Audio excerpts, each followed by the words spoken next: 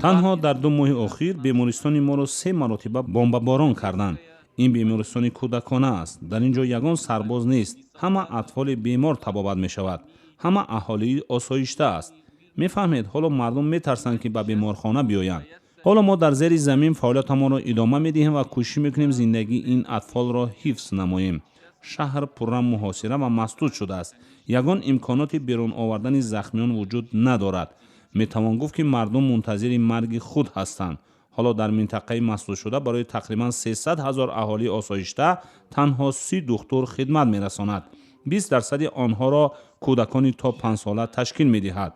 3 روز پیش نوزادی که به جراحی نیاز داشت فوتید، چون که در این منطقه جراح نیست. نوزاد باید جراحی میشد، اما چون ما این گونه امکان را نداشتیم بعد از 2 روز تولد فوتید. دارو و دواهایی که ما در اختیار داریم تنها برای 2 و یا 3 ماه دیگر میرسد. اما بعد از این چی خواهد شد ما نمیدانیم. از نگاه من حمله ها از سوی نیروهای رژیم به بیمارستان آگاهانه صورت میگیرد، چون که آنها نمیخواهند که در این منطقه مردم آسایشته باشد. آنها میخواهند که مردم را ترسانند.